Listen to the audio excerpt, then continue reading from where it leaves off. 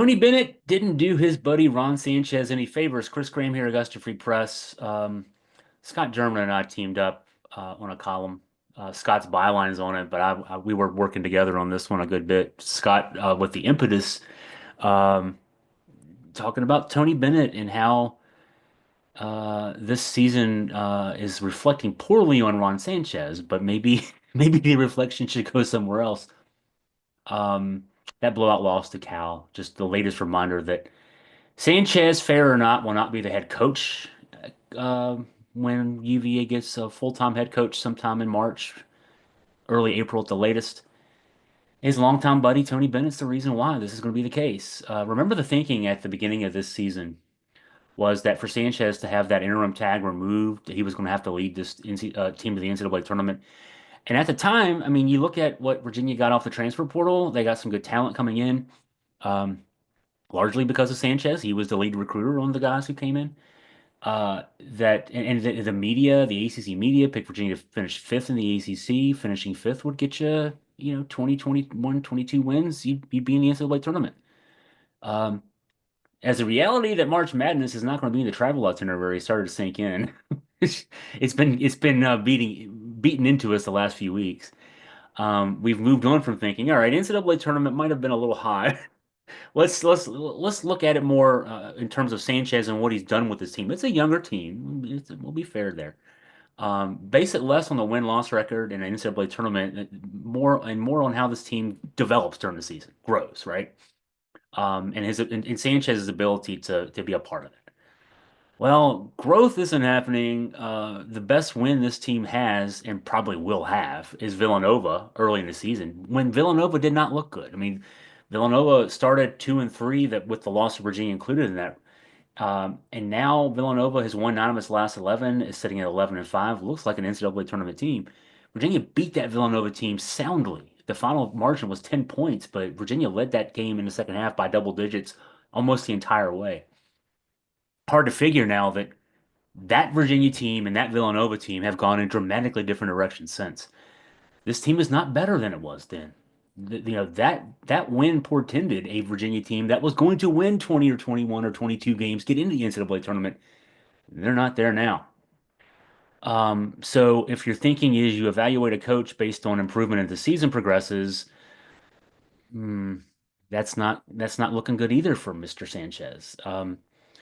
Now, the point that Scott was making, I think is a fair one. It's hard to fault Ron Sanchez. He did not sign up for this. Now, Scott and I have both been writing since Sanchez returned to Virginia, the summer of 2023, so now a year and a half ago, two years ago by the calendar year numbers, that he gave up the job at Charlotte. He did well there. He won 22 games his last year at Charlotte in 2022, 2023. He didn't give up that head coaching job to come to Virginia to be an assistant, to make less money without the thinking being in place that he would eventually be in position to be the head coach. But it wasn't. Scott's point is, it wasn't the way it ended up happening. There's one thing of, all right, we're gonna set things up. In a few years, Ron, you're the guy. Tony quit 2 weeks before the season. Um, that's not a plan necessarily. I mean, we may find out at some point in the future that Tony was upfront with him when he hired him in 2023 to come back, and that the plan all along was for Tony to quit right before the season, but I doubt that's going to be the case. Um, so, the abrupt departure is what has put Sanchez and everybody, the players and the other assistant coaches, in this bind. And for the guys left behind, you can see it. I mean, and the coaches too. The picture I used on the website associated with the story taken by Mike Ingalls, our, great photographer, long time UVA guy, founder of the Saber way back in the day.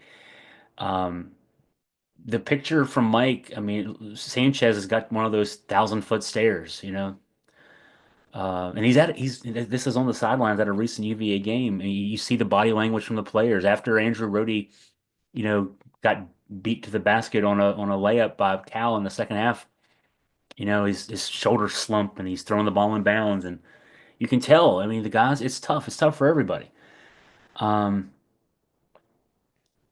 Scott is one who well, be very critical of in-game coaching adjustments or lack thereof. I always make the point, and no offense to any of those guys, they're all much more knowledgeable basketball guys than I, but uh, they have all coached in this system, the Tony Bennett basketball system, inherited from his dad, Dick Bennett, tweaked and modified a bit, but none of those guys have experience, reasonable, significant experience outside of the Dick Bennett, Tony Bennett tree. They know one way of basketball. They know it well, but they know one way of basketball. So it's hard to expect anything different out of this group.